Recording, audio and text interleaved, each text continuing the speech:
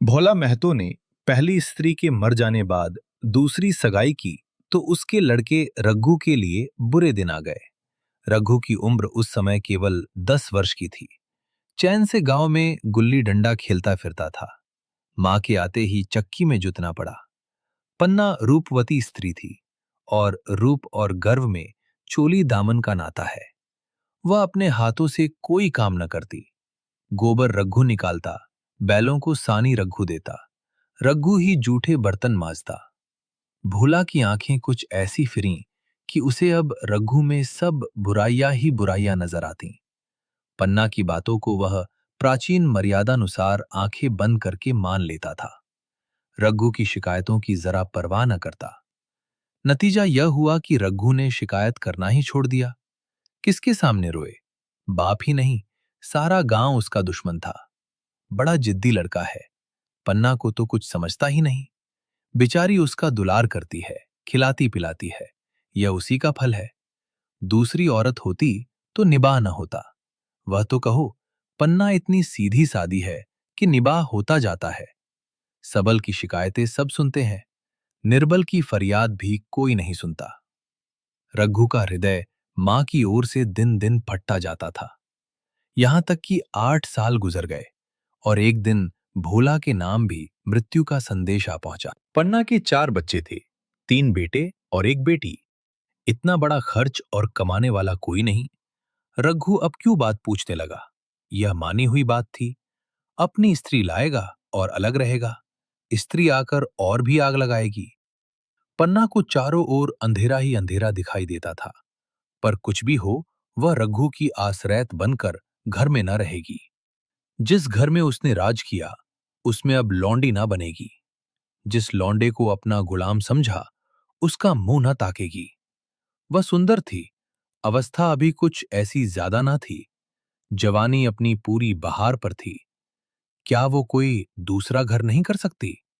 यही ना होगा, लोग हंसेंगे। बला से उसकी बिरादरी में क्या ऐसा होता नहीं? ब्राह्मण ठाकुर थोड़ी ही थी कि नाक कट जाएगी। यह तो उन्हीं ऊंची जातों में होता है कि घर में चाहे जो कुछ करो, बाहर पर्दा ढका रहे। वह तो संसार को दिखाकर दूसरा घर कर सकती है। फिर वह रघु की दबैल बनकर क्यों रहे? भोला को मरे 1 महीना गुजर चुका था। संध्या हो गई थी। पन्ना इसी चिंता में पड़ी हुई थी कि सहसा उसे ख्याल आया, लड़के घर में नहीं है। यह बैलों के लौटने की बेला है। कहीं कोई लड़का उनके नीचे ना आ जाए। अब द्वार पर कौन है जो उनकी देखभाल करेगा? रघु को मेरे लड़के फूटी आंखों नहीं भाते। कभी हंसकर नहीं बोलता। घर से बाहर निकली तो देखा, रघु सामने झोपड़े में बैठा ऊख की गंडेरिया बना रहा है। लड़के उसे घेरे खड़े हैं और छोटी लड़की उसकी गर्दन में हाथ डाले उसकी पीठ पर सवार होने की चेष्टा कर रही है। पन्ना को अपनी आंखों पर विश्वास न आया। आज तो यह नई बात है। शायद दुनिया को दिखाता है कि मैं अपने भाइयों को कितना चाहता हूं और मन में छुरी रखी हुई है। घात मिले तो जान ही ले ले। काला सांप है, काला सांप। कठोर स्वर में बोली, तुम सबके सब बाहर क्या करते हो? घर में आओ, सांझ की बेला है, गोरू आते होंगे। रघु ने विनीत नेत्रों से देखकर कहा, मैं तो हूं ही काकी, डर किस बात का है?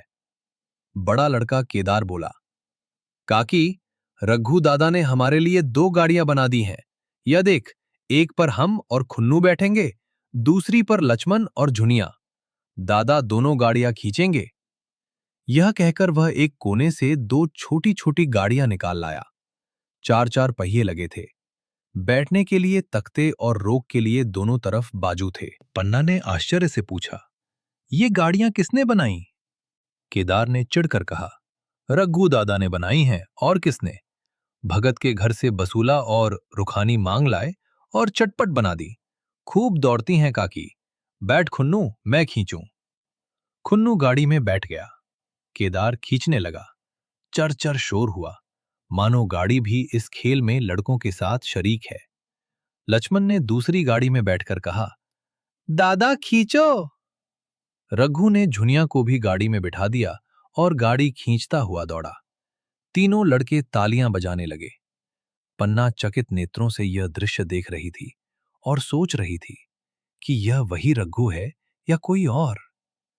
थोड़ी देर के बाद दोनों गाड़ियां लौटीं। लड़के घर में जाकर इस यान यात्रा के अनुभव बयान करने लगे। कितने खुश थे सब, मानो हवाई जहाज पर बैठाए हों।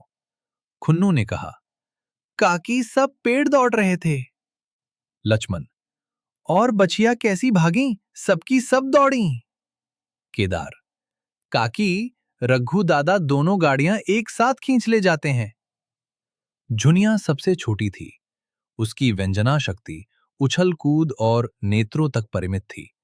तालियां बजा बजा कर नाच रही थी। खुन्नू, अब हमारे घर गाय भी आ जाएगी काकी।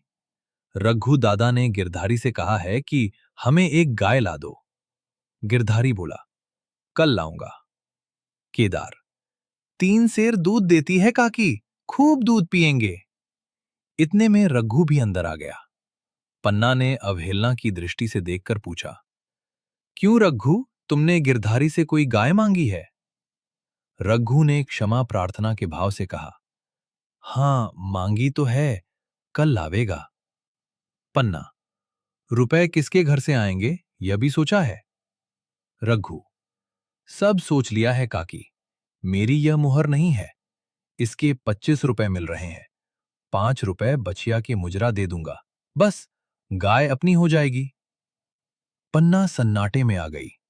अब उसका अविश्वेवसी मन भी रघु के प्रेम और सज्जनता को अस्वीकार न कर सका।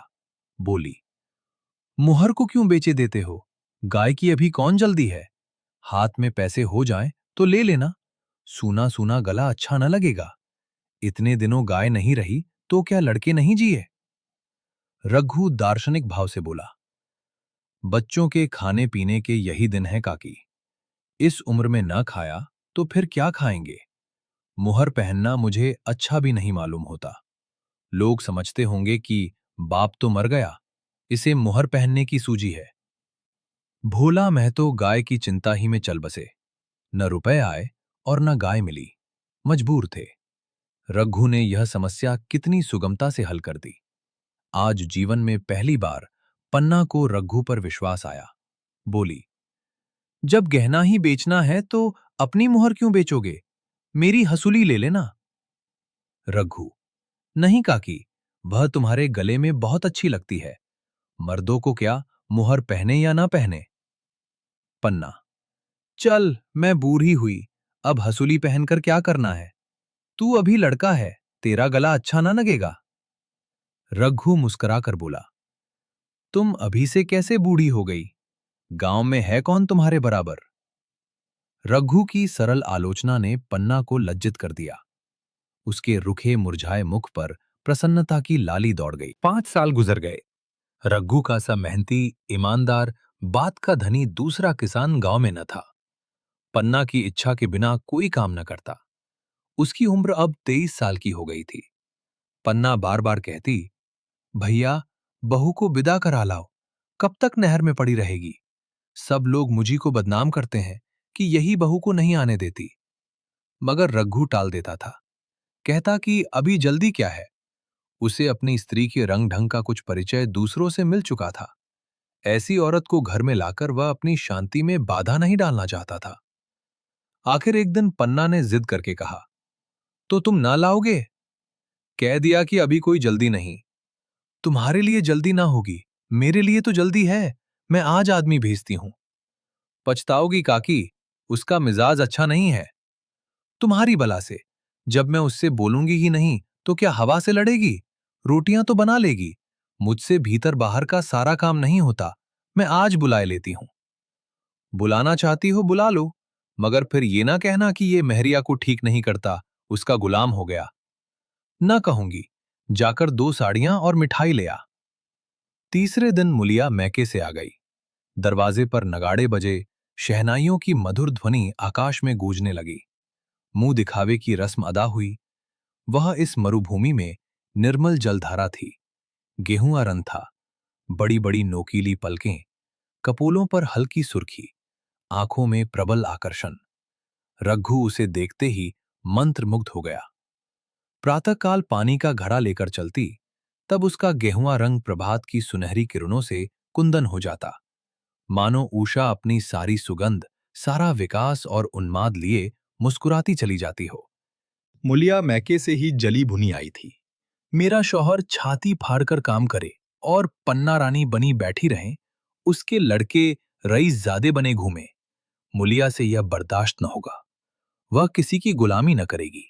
अपने लड़के तो अपने होते ही नहीं, भाई किसके होते हैं? जब तक पर नहीं निकलते हैं, रघु को घेरे हुए हैं। ज्यों ही जरा सयाने हुए, पर झाड़कर निकल जाएंगे, बात भी न पूछेंगे। एक दिन उसने रघु से कहा, तुम्हें इस तरह गुलामी करनी हो तो करो, मुझसे ना होगी। रघु, तो फिर क्या करूं, तू ही बता। लड़के तो अभी घर का काम करने लायक भी नहीं है। मुलिया, लड़के रावत के हैं, कुछ तुम्हारे नहीं हैं। यही पन्ना है जो तुम्हें दाने दाने को तरसाती थी। सब सुन चुकी हूं। मैं लौंडी बनकर न रहूंगी। रुपए पैसे का मुझे हिसाब नहीं मिलता। न जाने तुम क्या लाते हो और वह क्या करती है। तुम समझते हो रुपए घर ही में तो हैं, मगर देख लेना तुम्हें जो एक फूटी कौड़ी भी मिले। रघु, रुपए पैसे तेरे हाथ में देने लगूं तो दुनिया क्या कहेगी, यह तो सोच। मुलिया, दुनिया जो चाहे कहे, दुनिया के हाथों बिकी नहीं हूं। देख लेना, भाड़ लीप कर हाथ काला ही रहेगा। फिर तुम अपने भाइयों के लिए मरो, मैं क्यों मरूं? रघु ने कुछ जवाब न दिया। उसे जिस बात का भय था, वह इतनी जल्द सिर आ पड़ी। अब अगर उसने बहुत तत्तो थंभो किया, तो साल 6 महीने और काम चलेगा। बस, आगे यह डोंगा चलता नजर नहीं आता। बकरे की मां कब तक खैर मनाएगी? एक दिन पन्ना ने महुए का सुखावन डाला। बरसात शुरू हो गई थी। बखार में अनाज गीला हो रहा था। मुलिया से बोली, बहू, जरा देखती रहना, मैं तालाब से नहाऊं।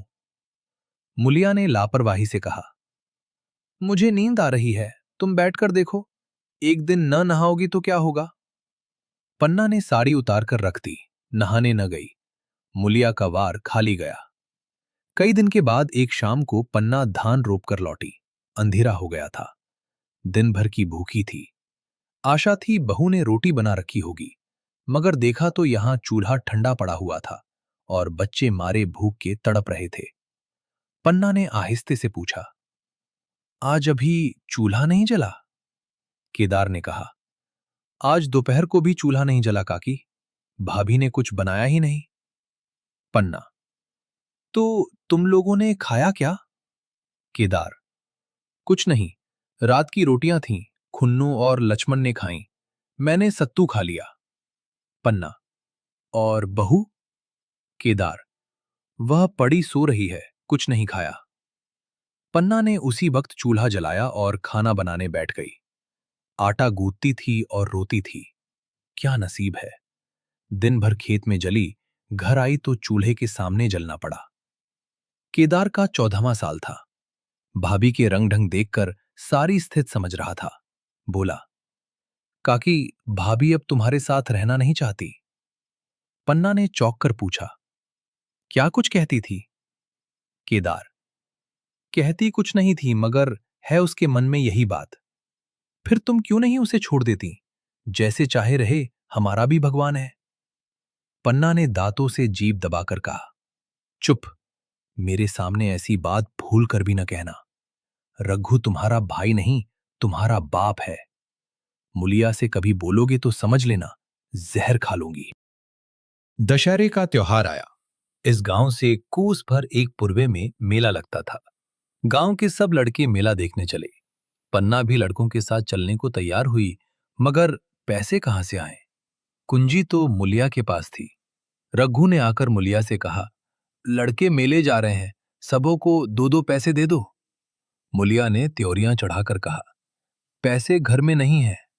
रघु, अभी तो तेलहन बिका था, क्या इतनी जल्दी रुपए उठ गए? मुलिया, हाँ, उठ गए।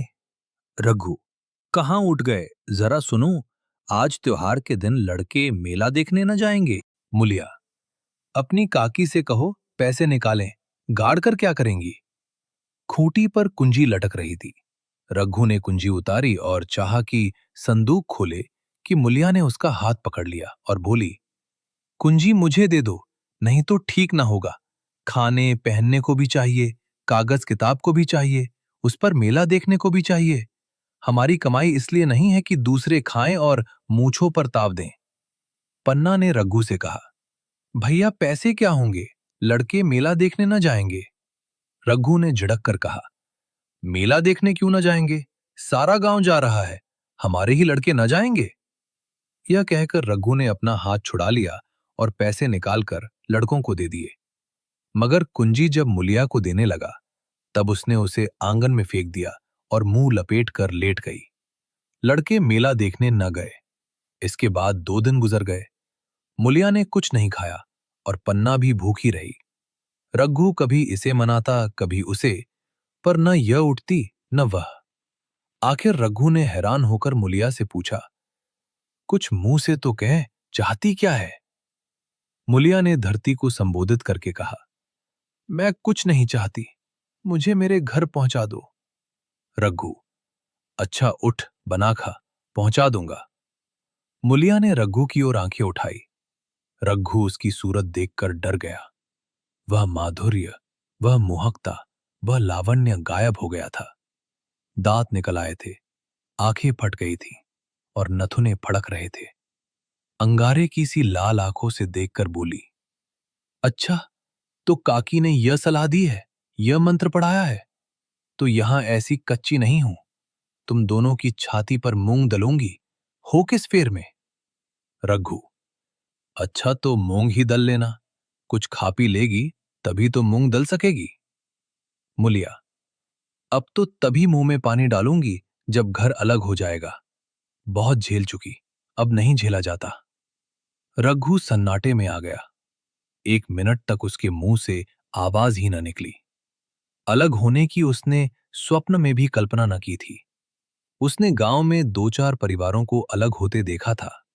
वह खूब जानता था, रोटी के साथ लोगों के हृदय भी अलग हो जाते हैं, अपने हमेशा के लिए गैर हो जाते हैं।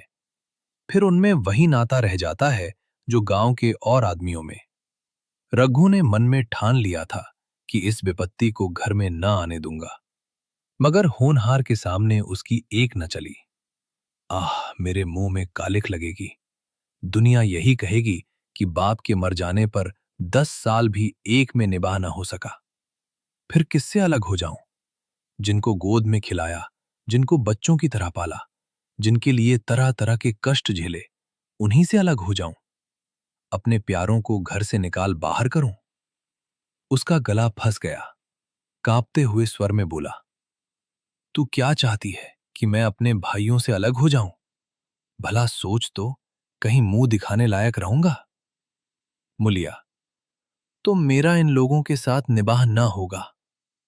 रघु, तो तू अलग हो जा, मुझे अपने साथ क्यों घसीटती है।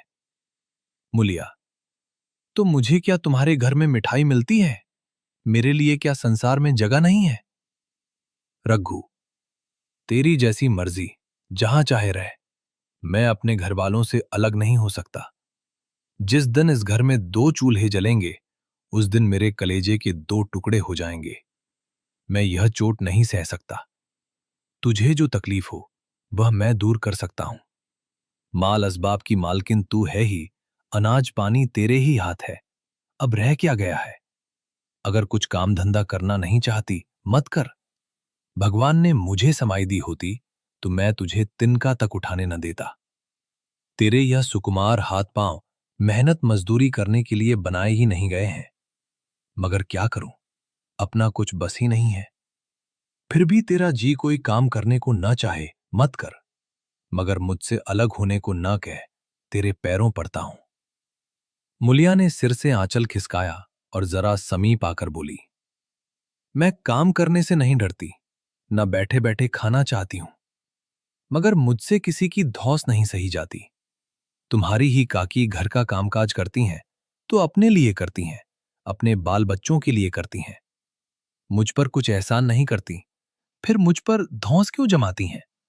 उन्हें अपने बच्चे प्यारे होंगे, मुझे तो तुम्हारा आसरा है। मैं अपनी आंखों से ये नहीं देख सकती कि सारा घर तो चैन करे, जरा जरा से बच्चे तो दूध पिएं और जिसके बलबूते पर गृहस्थी बनी हुई है, वह मट्ठे को तरसे, कोई उसका पूछने वाला न हो। जरा अपना मुंह तो देखो, कैसी सूरत निकल आई है। औरों के तो 4 बरस में अपने पट्टे तैयार हो जाएंगे, तुम तो 10 साल में खाट पर पड़ जाओगे। बैठ जाओ, खड़े क्यों हो? क्या मारकर भागोगे? मैं तुम्हें जबरदस्ती न बांध लूंगी, या मालकिन का हुक्म नहीं है। सच कहूं, तुम बड़े कट कलेजी हो। मैं जानती, ऐसे निर्मोहिए से पाला पड़ेगा तो इस घर में भूल से ना आती। आती भी तो मन न लगाती, मगर अब तो मन तुमसे लग गया। घर भी जाऊं तो मन यहां ही रहेगा, और तुम जो हो, मेरी बात नहीं पूछते। मुलिया की ये रसीली बातें रघु पर कोई असर न डाल सकीं। वह उसी रुखाई से बोला, मुलिया, मुझसे ये न होगा। अलग होने का ध्यान करते ही मेरा मन न जाने कैसा हो जाता है। ये चोट मुझसे न सही जाएगी। मुलिया ने परिहास करके कहा, तो चूड़ियां पहनकर अंदर बैठो ना। लाओ, मैं मूछें लगा लूं।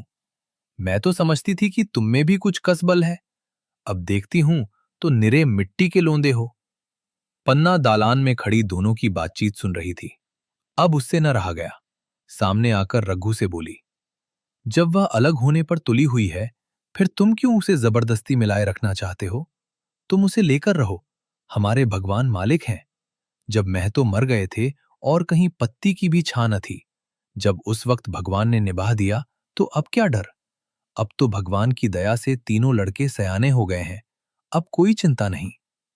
रघु ने आंसू भरी आंखों से पन्ना को देखकर कहा, काकी तू भी पागल हो गई है क्या?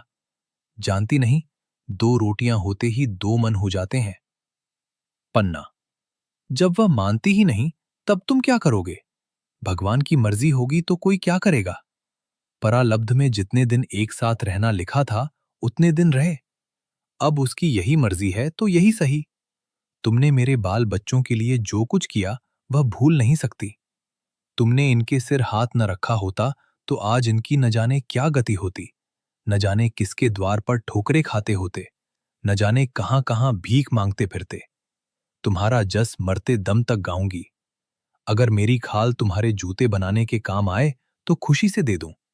चाहे तुमसे अलग हो जाऊं, पर जिस घड़ी पुकारोगे, कुत्ते की तरह दौड़ी आऊंगी। ये भूल कर भी न सोचना कि तुमसे अलग होकर मैं तुम्हारा बुरा चेतूंगी। जिस दिन तुम्हारा अनभल मेरे मन में आएगा, उसी दिन विष खाकर मर जाऊंगी। भगवान करे तुम दूधों नहाओ, पूतों फलो। मरते दम तक यही असीस मेरे रोए रोए से निकलती रहेगी। और अगर लड़के भी अपने बाप के हैं, तो मरते दम तक तुम्हारा पोस मानेंगे। ये कहकर पन्ना रोती हुई वहां से चली गई। रघु वहीं मूर्ति की तरह बैठा रहा। आसमान की ओर टकटकी लगी थी और आंखों से आंसू बह रहे थे। पन्ना की बातें सुनकर मुलिया समझ गई कि अपने पौ बारा हैं। चटपट उठी, घर में झाड़ू लगाई, चूना जलाया और कुएं से पानी लाने चली। उसकी टेक पूरी हो गई थी। गांव में स्त्रियों के 2 दल होते हैं, एक बहुओं का, दूसरा सासों का। बहुएं सलाह और सहानुभूति के लिए अपने दल में जाती हैं, सासें अपने में। दोनों की पंचायतें अलग होती हैं। मुलिया को कुएं पर 2-3 बहुएं मिल गई। एक से पूछा, आज तो तुम्हारी बुढ़िया बहुत रो धो रही थी।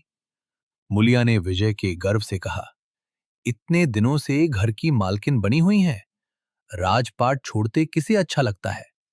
बहन, मैं उनका बुरा नहीं चाहती, लेकिन एक आदमी की कमाई में कहां तक बरकत होगी। मेरे भी तो यही खाने पीने पहनने ओढ़ने के दिन हैं। अभी उनके पीछे मरो, फिर बाल बच्चे हो जाए, उनके पीछे मरो, सारी जिंदगी रोते ही कट जाए।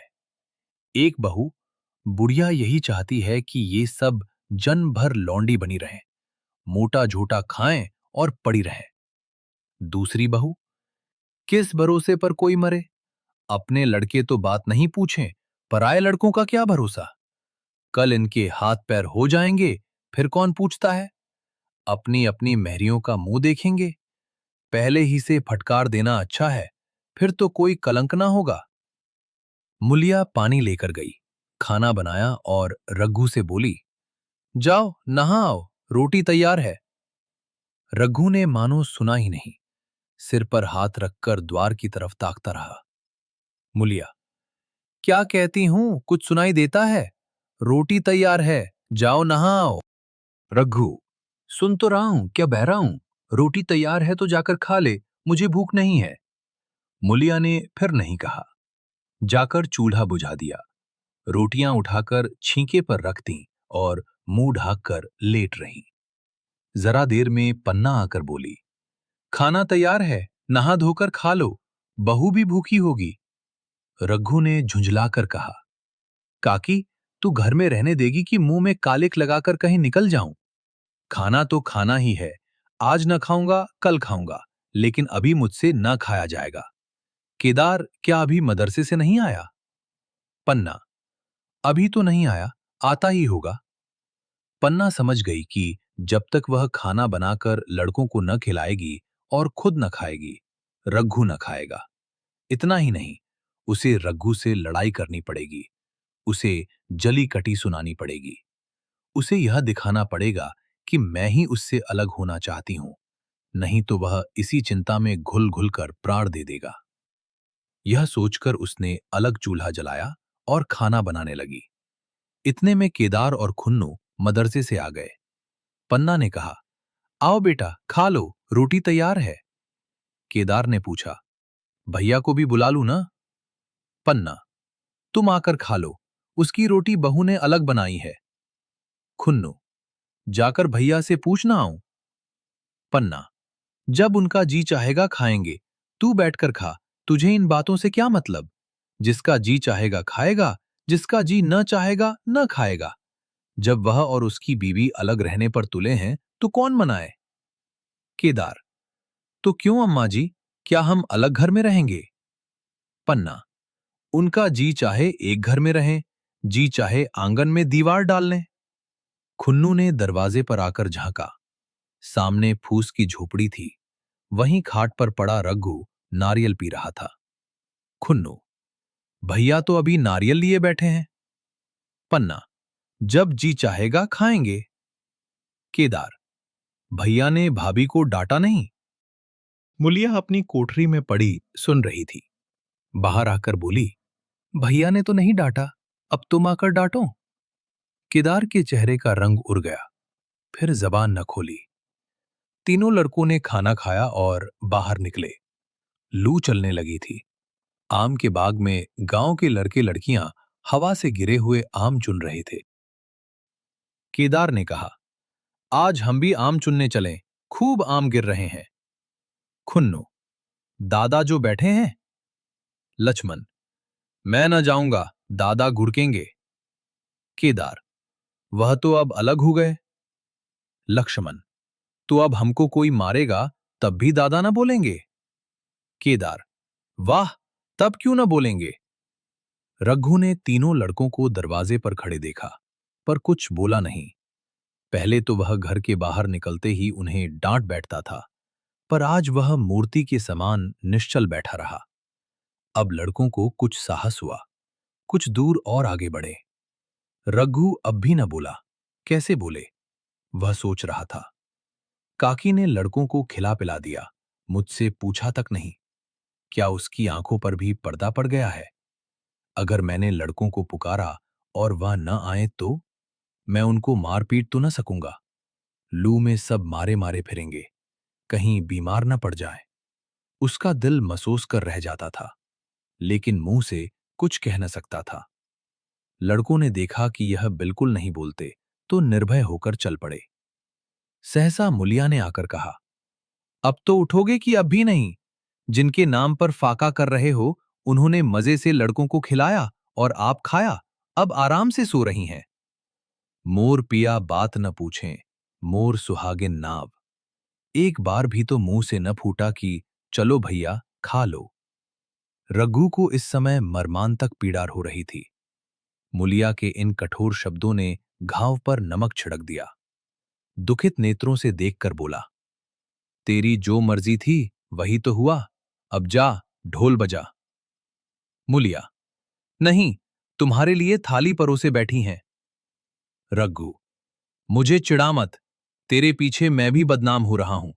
जब तू किसी की होकर रहना चाहती तो दूसरे को क्या गरज है जो तेरी खुशामद करे? जाकर काकी से पूछ, लड़के आम चुनने गए हैं, उन्हें पकड़ लाऊं? मुलिया अंगूठा दिखाकर बोली, अब जाता है, तुम्हें 100 बार गरज हो, जाकर पूछो। इतने में पन्ना भी भीतर से निकल आई। रघु ने पूछा, लड़के बगीचे में चले गए काकी, लू चल रही है। पन्ना, अब उनका कौन पुछत्तर है? बगीचे में जाएं, पेड़ पर चढ़ें, पानी में डूबें, मैं अकेली क्या क्या करूं? रघु, जाकर पकड़ लाऊं? पन्ना, जब तुम्हें अपने मन से नहीं जाना है तो फिर मैं जाने को क्यों कहूं? तुम्हें रोकना होता तो रोक ना देते, तुम्हारे सामने ही तो गए होंगे। पन्ना की बात पूरी भी ना हुई थी कि रघु ने नारियल कोने में रख दिया और बाग की तरफ चला। रघु लड़कों को लेकर बाग से लौटा तो देखा मुलिया अभी तक झोंपड़े में खड़ी है। बोला, तू जाकर खा क्यों नहीं लेती? मुझे तो इस बेला भूख नहीं है। मुलिया ऐठ कर बोली, हां, भूख क्यों लगेगी? भाइयों ने खाया, वह तुम्हारे पेट में पहुंच ही गया होगा। रघु ने दांत पीसकर कहा, मुझे जला मत मुलिया, नहीं अच्छा ना होगा। खाना कहीं भागा नहीं जाता। एक बेला न खाऊंगा तो मर न जाऊंगा। क्या तू समझती है घर में आज कोई छोटी बात हो गई है? तूने घर में चूल्हा नहीं जलाया, मेरे कलेजे में आग लगाई है। मुझे घमंड था कि और चाहे कुछ हो जाए, पर मेरे घर में फूट का रोग न आने पाएगा। पर तूने मेरा घमंड चूर कर दिया। परालब्ध की बात है। मुलिया तिनकर बोली, सारा मोह छो तुम्ही को है कि और किसी को है? मैं तो किसी को तुम्हारी तरह बिसूरते नहीं देखती। रघु ने ठंडी सांस खींचकर कहा, मुलिया, घाव पर नून न छिड़क। तेरे ही कारण मेरी पीठ में धूल लग रही है। मुझे इस गृहस्थी का मोह न होगा तो किसे होगा? मैंने ही तो इसे मर मर जोड़ा। जिनको गोद में खिलाया वहीं अब मेरे पट्टीदार होंगे। जिन बच्चों को मैं डांटता था उन्हें आज कड़ी आंखों से भी नहीं देख सकता। मैं उनके भले के लिए भी कोई बात करूं तो दुनिया यही कहेगी कि यह अपने भाइयों को लूटे लेता है। जा, मुझे छोड़ दे, अभी मुझसे कुछ न खाया जाएगा। मुलिया, मैं कसम रखा दूंगी, नहीं चुपके से चले चलो। रघु, देख अब भी कुछ नहीं बिगड़ा है, अपना हठ छोड़ दे। मुलिया, हमारा ही लहू पिए जो खाने ना उठे। रघु ने कानों पर हाथ रखकर कहा, ये तूने क्या किया मुलिया? मैं तो उठ ही रहा था, चल खा लूं। नहाने धोने कौन जाए? लेकिन इतना कह देता हूं कि चाहे 4 की जगह 6 रोटियां खा जाऊं, चाहे तो मुझे घी के मटके ही में डुबा दे, पर ये दाग मेरे दिल से ना मिटेगा। मुलिया, दाग साग सब मिट जाएगा, पहले सबको ऐसा ही लगता है। देखते नहीं हो उधर कैसी चैन की वंशी बज रही है। वो तो मना ही रही थी कि किसी तरह ये सब अलग हो जाए। अब वो पहले किसी चांदी तो नहीं है कि जो कुछ घर में आवे सब गायब। अब क्यों हमारे साथ रहने लगी? रघु ने आहत स्वर में कहा, इसी बात का तो मुझे गम है। काकी से मुझे ऐसी आशा ना थी। रघु खाने बैठा तो कौर विष के घूंट सा लगता था। जान पड़ता था रोटियां भूसी की हैं, दाल पानी सी लगती। पानी कंठ के नीचे ना उतरता था। दूध की तरफ देखा तक नहीं। 2-4 ग्रास खाकर उठाया, जैसे किसी प्रियजन के श्राद्ध का भोजन हो। रात का भोजन भी उसने इसी तरह किया। भोजन क्या किया, कसम पूरी की। रात भर उसका चित्त उद्विग्न रहा। एक अज्ञात शंका उसके मन पर छाई हुई थी, जैसे भोला महतो द्वार पर बैठा रो रहा हो। वो कई बार चौंक कर उठा। ऐसा जान पड़ा भोला उसकी ओर तिरस्कार की आंखों से देख रहा है। वो दोनों जून भोजन करता था, पर जैसे शत्रु के घर। भोला की शोकमग्न मूर्ति आंखों से ना उतरती थी। रात को उसे नींद ना आती। वो गांव में निकलता तो इस तरह मुंह चुराए, सिर झुकाए, मानो गो हत्या की हो। 5 साल गुजर गए। रघु अब 2 लड़कों का बाप था। आंगन में दीवार खिंच गई थी, खेतों में मेड़े डाल दी गई थीं और बैल बछिए बांट लिए गए थे। केदार की उम्र अब 19 की हो गई थी। उसने पढ़ना छोड़ दिया था और खेती का काम करता था। खुन्नू गाय चराता था। केवल लक्ष्मण अब तक मदरसे जाता था। पन्ना और मुलिया दोनों एक दूसरे की सूरत से जलती थीं। मुलिया के दोनों लड़के बहुधा पन्नाही के पास रहते। वहीं उन्हें उपटन मलती, वही काजल लगाती, वही गोद में लिए फिरती। मगर मुलिया के मुंह से अनुग्रह का एक शब्द भी ना निकलता। ना पन्नाही इसकी इच्छुक थी। वह जो कुछ करती निर्व्याज भाव से करती थी। उसके दो दो लड़के अब कमाऊ हो गए थे। लड़की खाना पका लेती थी, वह खुद ऊपर का कामकाज कर लेती। इसके विरुद्ध रघु अपने घर का अकेला था। वह भी दुर्बल, अशक्त और जवानी में बूढ़ा। अभी आयु 30 वर्ष से अधिक ना थी, लेकिन बाल खिचड़ी हो गए थे। कमर भी झुक चली थी। खांसी ने जीर्ण कर रखा था। देखकर दया आती थी। और खेती पसीने की वस्तु है। खेती की जैसी सेवा होनी चाहिए, वह उससे ना हो पाती। फिर अच्छी फसल कहां से आती? कुछ ऋण भी हो गया था। वह चिंता और भी मारे डालती थी। चाहिए तो यह था कि अब उसे कुछ आराम मिलता। इतने दिनों के निरंतर परिश्रम के बाद सिर का बोझ कुछ हल्का होता। लेकिन मुलिया की स्वार्थपरता और अदूरदर्शिता ने लहराती हुई खेती उजाड़ दी। अगर सब एक साथ रहते तो वह अब तक पेंशन पा जाता। मजे में द्वार पर बैठा हुआ नारियल पीता। भाई काम करते, वह सलाह देता, महतो बना फिरता। कहीं किसी के झगड़े चुकाता, कहीं साधु संतों की सेवा करता। वह अवसर हाथ से निकल गया। अब तो चिंता भार दिन दिन बढ़ता जाता था। आखिर उसे धीमा धीमा ज्वर रहने लगा। हृदयशूल, चिंता, कड़ा परिश्रम और अभाव का यही पुरस्कार है। पहले कुछ परवाह ना की, समझा आप ही आप अच्छा हो जाएगा। मगर कमजोरी बढ़ने लगी तो दवा की फिक्र हुई। जिसने जो बता दिया, खा लिया। डॉक्टरों और वैद्यों के पास जाने की सामर्थ्य कहाँ? और सामर्थ्य भी होती तो रुपए खर्च कर देने के सिवा और नतीजा ही क्या था? जीर्ण ज्वर की औषधि आराम और पुष्टिकारक भोजन है। ना वह बसंत मालती का सेवन कर सकता था और ना आराम से बैठकर बलवर्धक भोजन कर सकता था। कमजोरी बढ़ती ही गई। पन्ना को अवसर मिलता तो वह आकर उसे तसल्ली देती। लेकिन उसके लड़के अब रघु से बात भी ना करते थे। दवा दारू तो क्या करते, उसका और मजाक उड़ाते। भैया समझते थे कि हम लोगों से अलग होकर सोने और ईंट रख लेंगे। भाभी भी समझती थीं, सोने से लग जाऊंगी, अब देखें कौन पूछता है। सिसक सिसक कर ना मरे तो कह देना। बहुत हाय हाय भी अच्छी नहीं होती। आदमी उतना काम करे जितना हो सके, यह नहीं कि रुपए के लिए जान दे दे। पन्ना कहती, रघु बेचारे का कौन दोष है? केदार कहता, चल मैं खूब समझता हूं। भैया की जगह मैं होता तो डंडे से बात करता। मजाक थी कि औरत यूं जिद करती। यह सब भैया की चाल थी। सब सधी बधी बात थी। आखिर एक दिन रघु का टिमटिमाता हुआ जीवन दीपक बुझ गया। मौत ने सारी चिंताओं का अंत कर दिया। अंत समय उसने केदार को बुलाया था, पर केदार को ऊख में पानी देना था। डरा कहीं दवा के लिए ना भेज दें। बहाना बना दिया। मुलिया का जीवन अंधकारमय हो गया। जिस भूमि पर उसने मंसूबों की दीवार खड़ी की थी, वो नीचे से खिसक गई थी। जिस खूंटे के बल पर वो उछल रही थी, वो उखड़ गया था। गांव वालों ने कहना शुरू किया, ईश्वर ने कैसा तत्काल दंड दिया। बेचारी मारे लाज के अपने दोनों बच्चों को लिए रोया करती। गांव में किसी को मुंह दिखाने का साहस न होता। प्रत्येक प्राणी उससे यह कहता हुआ मालूम होता था, मारे घमंड के धरती पर पांव न रखती थी, आखिर सजा मिल गई कि नहीं। अब इस घर में कैसे निर्वाह होगा? वो किसके सहारे रहेगी? किसके बल पर खेती होगी? बेचारा रघु बीमार था, दुर्बल था, पर जब तक जीता रहा अपना काम करता रहा।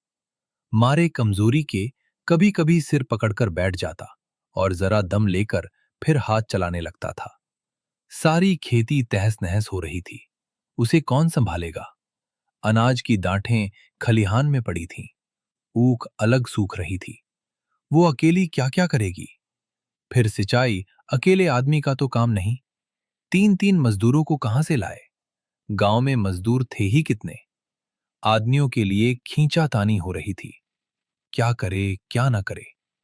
इस तरह 13 दिन बीत गए। क्रियाकर्म से छुट्टी मिली। दूसरे ही दिन सवेरे मुलिया ने दोनों बालकों को गोद में उठाया और अनाज मांडने चली। खलिहान में पहुंचकर उसने एक को तो पेड़ के नीचे घास के नर्म बिस्तर पर सुला दिया और दूसरे को वहीं बैठाकर अनाज मांडने लगी। बैलों को हाँकती थी और रोती थी। क्या इसीलिए भगवान ने उसको जन्म दिया था? देखते देखते क्या से क्या हो गया। इन्हीं दिनों पिछले साल भी अनाज मांडा गया था। वो रघु के लिए लोटे में शरबत और मटर की घुंघनी लेकर आई थी। आज कोई उसके न आगे है न पीछे, लेकिन किसी की लौंडी तो नहीं हूं। उसे अलग होने का अब भी पछतावा न था।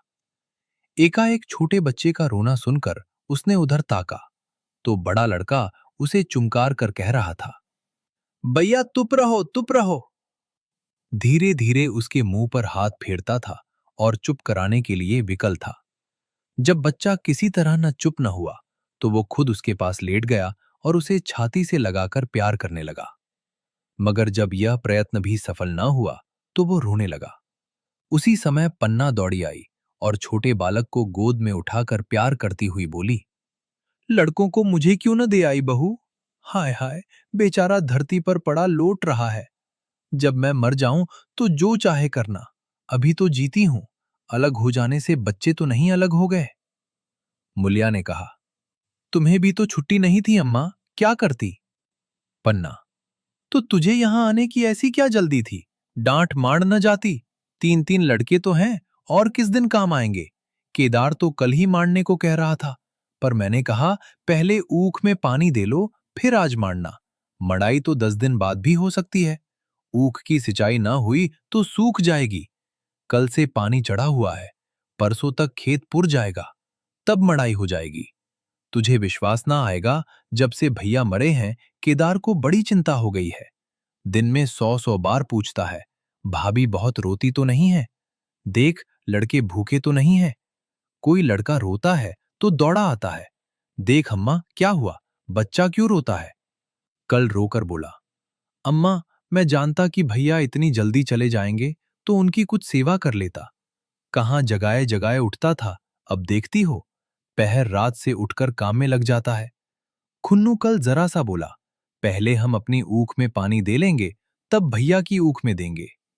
इस पर केदार ने ऐसा डांटा कि खुन्नू के मुंह से फिर बात ना निकली। बोला, कैसी तुम्हारी और कैसी हमारी ऊख? भैया ने जिला न लिया होता तो आज या तो मर गए होते या कहीं भीख मांगते होते। आज तुम बड़े ऊख वाले बने हो। ये उन्हीं का पुण्य प्रताप है कि आज भले आदमी बने बैठे हो। परसों रोटी खाने को बुलाने गई तो मड़ैया में बैठा रो रहा था। पूछा, क्यों रोता है? तो बोला, अम्मा भैया इसी अलग योजा के दुख से मर गए। नहीं, अभी उनकी उम्र ही क्या थी। यह उस वक्त न सूझा, नहीं उनसे क्यों बिगाड़ करते। यह कहकर पन्ना ने मुलिया की ओर संकेतपूर्ण दृष्टि से देखकर कहा, तुम्हें वो अलग न रहने देगा बहू। कहता है भैया हमारे लिए मर गए तो हम भी उनके बाल बच्चों के लिए मर जाएंगे। मुलिया की आंखों से आंसू जारी थे। पन्ना की बातों में आज सच्ची वेदना, सच्ची सांत्वना, सच्ची चिंता भरी हुई थी। मुलिया का मन कभी उसकी ओर इतना आकर्षित न हुआ था। जिनसे उसे व्यंग और प्रतिकार का भय था, वे इतने दयालु, इतने शुभेच्छु हो गए थे। आज पहली बार उसे अपनी स्वार्थपरता पर लज्जा आई। पहली बार आत्मा ने अलग योजे पर धिक्कारा। इस घटना को हुए 5 साल गुजर गए। पन्ना आज बूढ़ी हो गई है। केदार घर का मालिक है, मुलिया घर की मालकिन है। खुन्नू और लक्ष्मण के विवाह हो चुके हैं, मगर केदार अभी तक कुंवारा है। कहता है, मैं विवाह ना करूंगा। कई जगहों से बातचीत हुई, कई सगाइयां आईं, पर उसने हामी ना भरी। पन्ना ने कंपे लगाए, जाल फैलाए, पर वह ना फंसा। कहता, औरतों से कौन सुख। महरिया घर में आई और आदमी का मिजाज बदला, फिर जो कुछ है वह महरिया है। माँ बाप भाई बंधु सब पराए हैं। जब भैया जैसे आदमी का मिजाज बदल गया तो फिर दूसरों की क्या गिनती। 2 लड़के भगवान के दिए हैं, और क्या चाहिए। बिना ब्याह किए 2 बेटे मिल गए, इससे बढ़कर और क्या होगा। जिसे अपना समझो वह अपना है, जिसे गैर समझो वह गैर है। एक दिन पन्ना ने कहा, तेरा वंश कैसे चलेगा? केदार, मेरा वंश तो चल रहा है, दोनों लड़कों को अपना ही समझता हूं। पन्ना, समझने ही पर है तो तू मुलिया को भी अपनी महरिया समझता होगा। केदार ने झेंपते हुए कहा, तुम तो गाली देती हो अम्मा। पन्ना, गाली कैसी, तेरी भाभी ही तो है। केदार, मेरे जैसे लठगमार को वह क्यों पूछने लगी? पन्ना, तू करने को कहे तो मैं उससे पूछूं? केदार, नहीं मेरी अम्मा, कहीं रोने गाने न लगे। पन्ना, तेरा मन हो तो मैं बातों बातों में उसके मन की था लूं। केदार, मैं नहीं जानता, जो चाहे कर। पन्ना केदार के मन की बात समझ गई। लड़के का दिल मुलिया पर आया हुआ है, पर संकोच और भय के मारे कुछ नहीं कहता। उसी दिन उसने मुलिया से कहा, क्या करूं बहू, मन की लालसा मन में ही रह जाती है। केदार का घर भी बस जाता तो मैं निश्चिंत हो जाती। मुलिया, वह तो करने को ही नहीं कहते। पन्ना, कहता है ऐसी औरत मिले जो घर में मेल से रहे तो कर लूं। मुलिया, ऐसी औरत कहां मिलेगी, कहीं ढूंढो। पन्ना, मैंने तो ढूंढ लिया है। मुलिया, सच, किस गांव की है? पन्ना, अभी ना बताऊंगी, मुदा यह जानती हूं कि उससे केदार की सगाई हो जाए तो घर बन जाए और केदार की जिंदगी भी सुपल हो जाए। न जाने लड़की मानेगी कि नहीं। मुलिया, मानेगी क्यों नहीं अम्मा, ऐसा सुंदर कमाओ सुशील वर और कहां मिला जाता है। उस जन्म का कोई साधु महात्मा है, नहीं तो लड़ाई झगड़े के डर से कौन बिन ब्याह रहता है। कहाँ रहती है, मैं जाकर उसे मना लाऊंगी। पन्ना, तू चाहे तो उसे मना ले, तेरे ही ऊपर है। मुलिया, मैं आज ही चली जाऊंगी अम्मा, उसके पैरों पड़कर मना लाऊंगी। पन्ना, बता दूं, वह तू ही है। मुलिया लजाकर बोली, तुम तो अम्मा जी गाली देती हो। पन्ना, गाली कैसी, देवर ही तो है। मुलिया, मुझ जैसी बुढ़िया को वह क्यों पूछेंगे। पन्ना, वह तुझी पर दांत लगाए बैठा है, तेरे सिवा कोई और उसे भाती ही नहीं। डर के मारे कहता नहीं, पर उसके मन की बात मैं जानती हूं। वैधव्य के शौक से मुरझाया हुआ मुलिया का पीत वदन कमल की भांति अरुण हो उठा। 10 वर्षों में जो कुछ खोया था वह इसी एक क्षण में मानो ब्याज के साथ मिल गया।